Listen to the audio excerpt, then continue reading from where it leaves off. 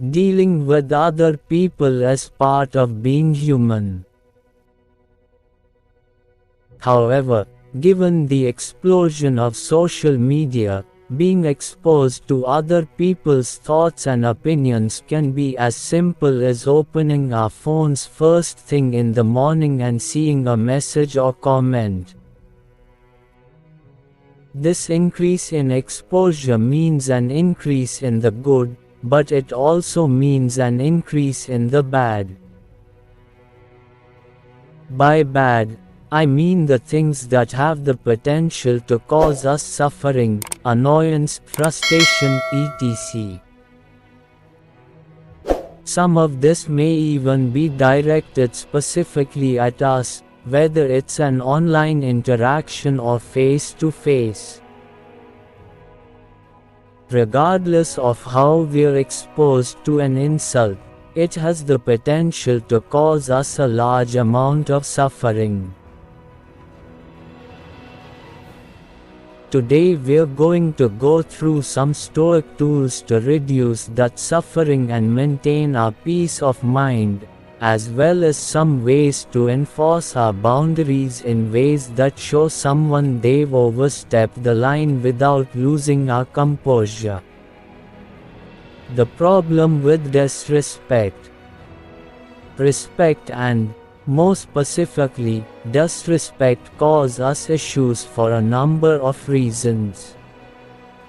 It can be cultural. Most cultures have some level of honor and respect deeply ingrained in their values. Lack of respect for customs, hierarchy, or cultural expectations can cause friction. Social respect can be a marker of social status and position in social groups.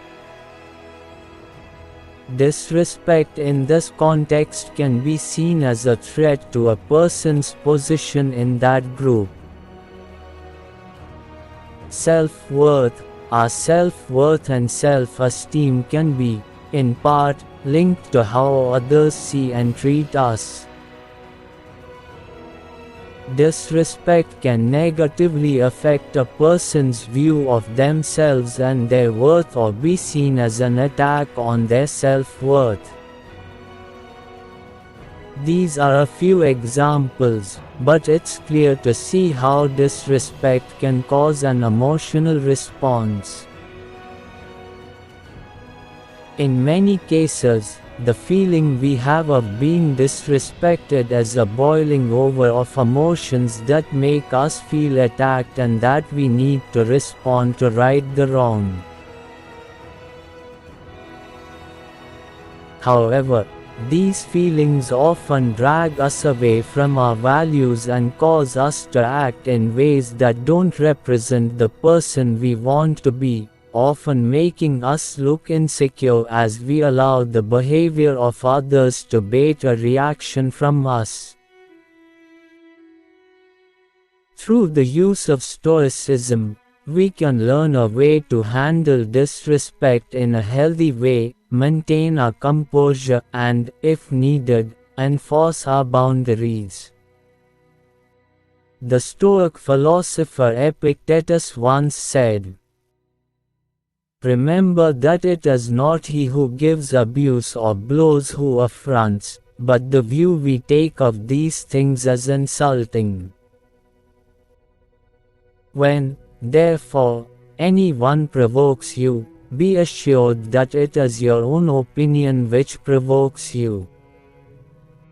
Epictetus, the Enchiridion. Control. We can't control other people, but we can control how we respond to them. A core of Stoic philosophy is the idea that there are some things in life we can control and some things we cannot. While this might sound very simple, we often make mistakes when judging what is and is not within our control. These mistakes cause us to suffer. We suffer when we put our energy into things that, no matter how hard we try or how strongly we feel, will not change despite our efforts. This can cause feelings of helplessness, ineffectiveness, bitterness, and contempt. We suffer when we don't take responsibility for the things that are our responsibility, namely our thoughts, beliefs, and actions. This can lead us to blame the world or the people around us for our behavior, never learning that it's us who choose how we think and act. Some things are in our control and others not. Things in our control are opinion, pursuit, desire, aversion, and, in a word, whatever are our own actions. Things not in our control are body, property, reputation, command, and, in one word, whatever are not our own actions. Epictetus, the Enchiridion. So, how does this help with disrespect? While the dichotomy of control draws a clear line in the sand about the things we control and things we don't, the magic lies in truly grasping this. Our inner citadel. We can think of our mind as a fortress. Pierre Hadot called it our inner citadel. Within these walls, you command your thoughts, feelings, and actions.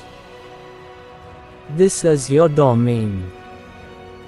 When someone disrespects you, your first instinct might be to retaliate due to the feeling of hurt.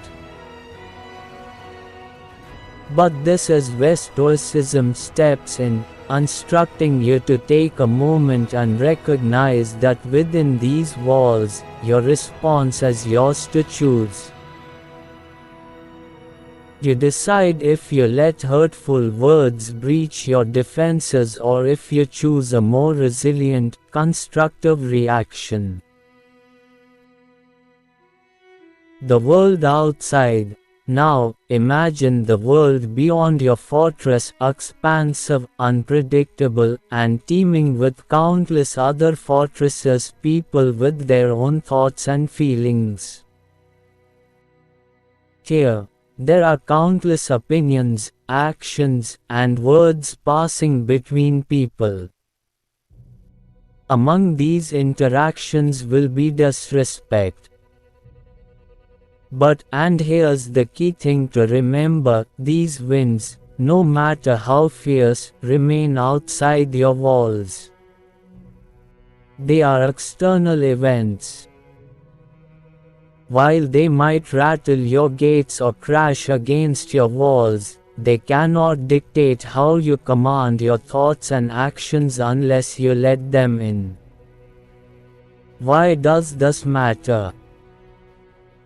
When we can understand the nature of disrespect through the lens of control, we can reframe the offense from a personal attack to an external event,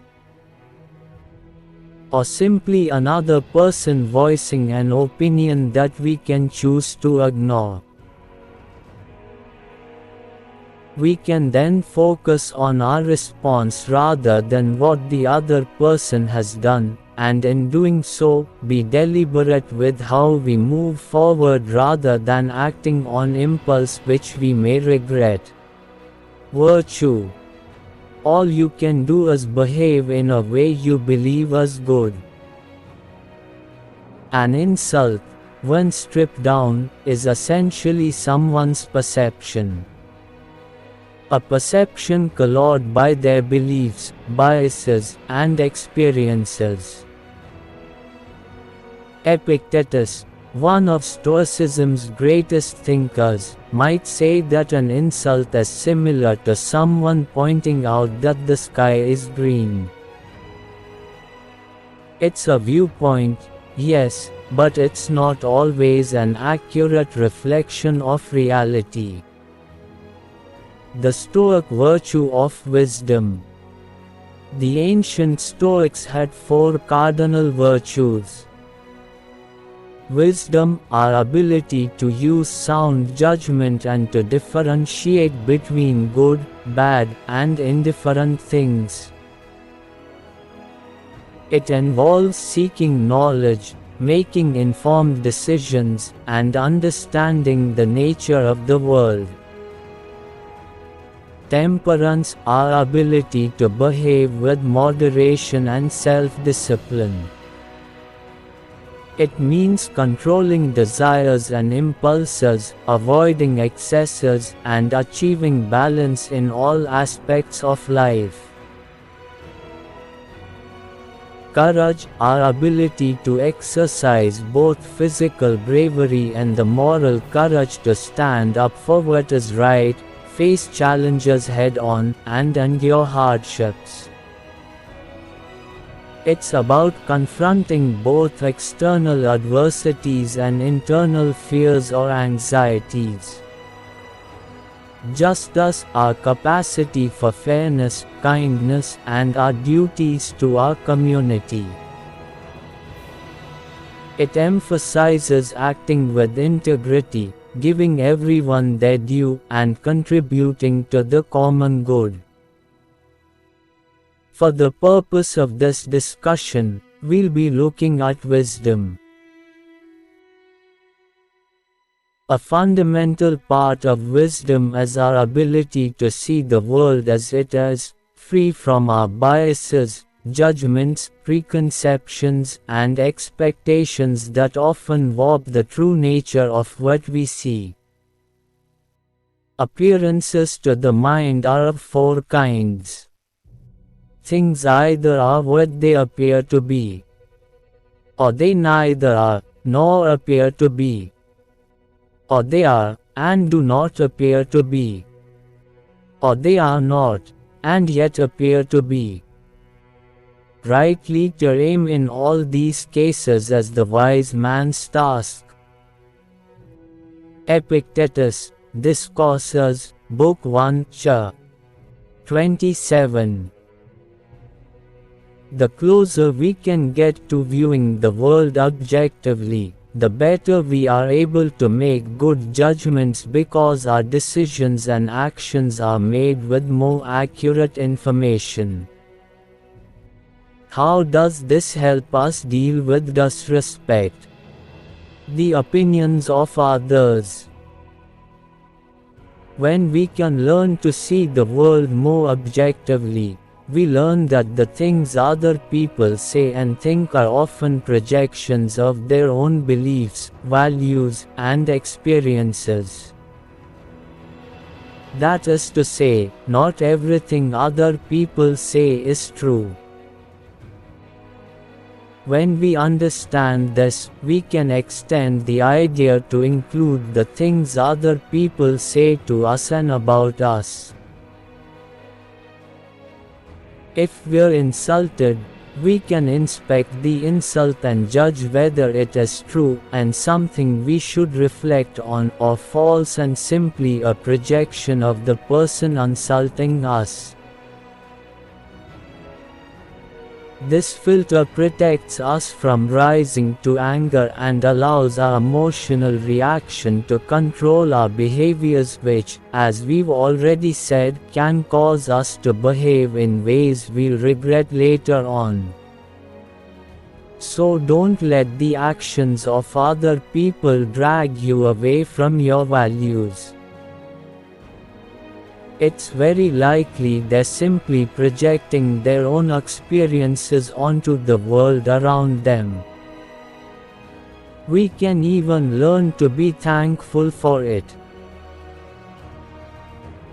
If someone, through an insult or a comment, highlights something that we have done wrong or a behavior we have that's not constructive, we have been given an opportunity for reflection that we may not have otherwise had. Epictetus once said, "If anyone tells you that a certain person speaks ill of you, Do not make excuses about what is said of you, but answer, "He was ignorant of my other faults, else he would not have mentioned these alone." Epictetus, the Enchiridion. How to handle disrespect like a Stoic. Page break 2. Boundaries. All that being said, there will be times when people overstep our boundaries, and we need to enforce them. Setting and maintaining healthy boundaries are essential for our well-being, self-respect, and maintaining balanced relationships. Boundaries prevent us from being taken advantage of, protect our self-worth and self-esteem, and generally allow us to maintain our values and not compromise on what we believe to be right, fair, or just. Here are some ways to help us maintain our boundaries. Stay consistent. Once you've set a boundary, be consistent in upholding it. Consistency sends the message that you're serious about where that boundary begins and ends. Practice saying no. We need to learn to be comfortable saying no to requests or situations that compromise our boundaries. Remember, saying no is a complete sentence and doesn't always need an explanation. Reassess and adjust. As we mature and grow, our boundaries will probably need to adjust with us. Regularly evaluate them to ensure they align with your current needs and values. Avoid over-justifying. While it's okay to provide an explanation, avoid over-justifying or over-explaining your boundaries.